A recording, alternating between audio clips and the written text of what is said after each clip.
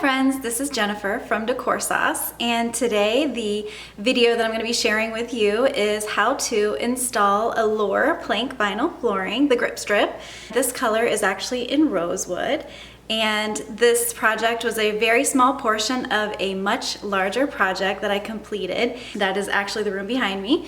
So the following video is just the tutorial on the flooring, and if you are interested in seeing the full transformation from floor to ceiling in my bar lounge area, please check out my other videos at DecorSauce.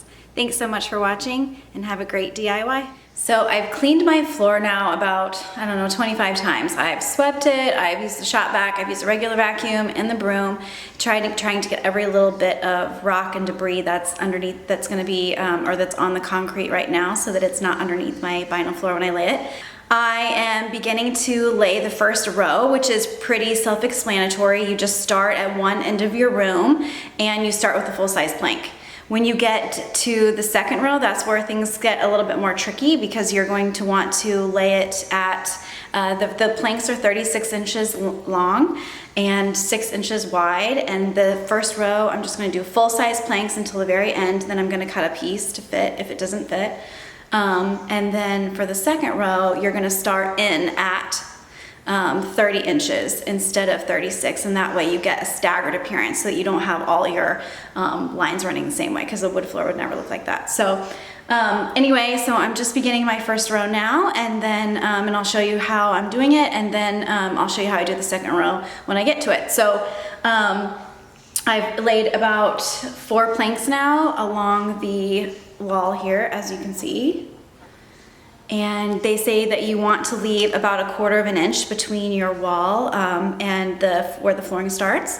And I've removed all my baseboards, so I'm going right up almost to the wall area, and then I'll be installing my baseboards afterwards to kind of hold it steady. So, but this floor is floating. It's not being glued down to the floor. It's just floating, and that will allow for expansion and contraction, and hopefully last us a really long time. So, okay, so here I am.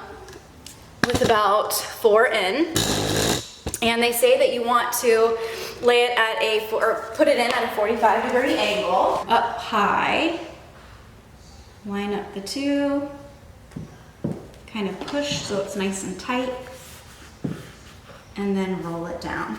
And we'll do that for each one. And Home Depot recommends that you rent a roller after you're done. The pressure that you put on it activates the glue for the planks to stick together. So you're gonna wanna put at least, I think it said around 100 pounds on each seam, and then that will assure that your glue sticks properly from plank to plank. So I'm actually just gonna walk on it for now. Honestly, in the last row here, the plank, the full-size 36-inch plank isn't going to fit, so now is where I'm going to have to make my first cut, and it's along the first row on the wall. I'm actually going to set my plank down where I need it to be, lined up with the other one, lined up with the one that's already installed, and then I need to cut it to about right here. So I'm going to get my square, and I'm going to line up my square right with the edge that I need to cut. And I'm just gonna cut along my edge here.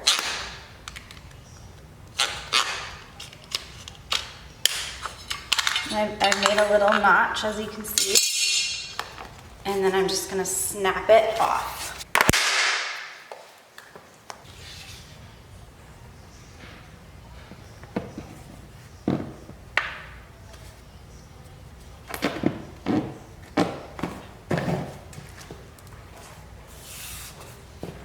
So now I'm going to take the cut piece that I just cut off of the other end here, and I'm gonna use this to begin the next row, and that will give me the variation that I need in my floor instead of lining up the next full-size 36-inch tile with the next one.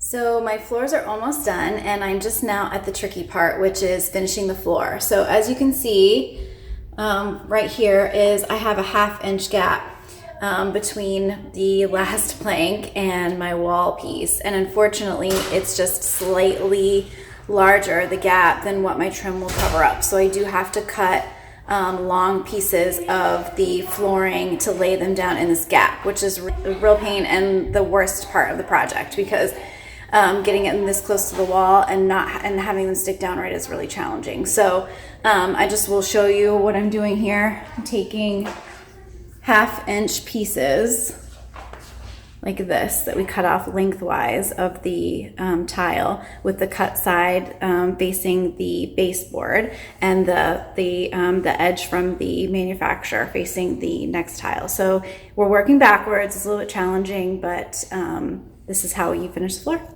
So here's what the 1/2 inch cut looks like once it's installed. I think it's important to say that this is a two-man job. This lasts a little bit, because when you're getting close to the baseboards and you're working backwards, it's helpful to have somebody sit in the corner and keep the corner in place while you place the rest of the plank in, just because otherwise you'll never get it in and it'll just be a horrible frustration. You'll be mad at the world. So it's a two-man job. The last thing we have to do is install the thresholds. What you have to do is Home Depot online sells the kit. What it comes with is the piece of trim, and it comes with a track like this. And what you have to do is you lay out the track about 3/16 of an inch from the new flooring onto your old flooring. In this case, mine is vinyl over concrete.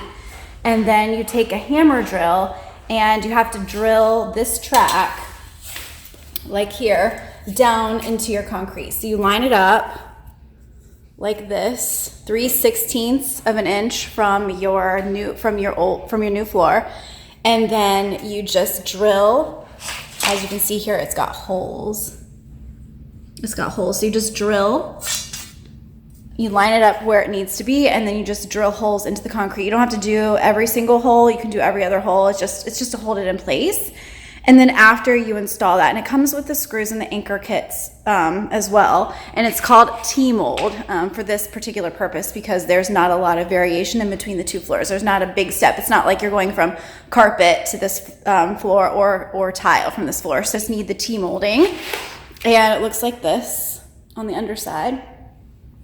And then after you get the track installed, then you just snap the T-molding piece on top. So actually my husband is running the hammer drill for me. So.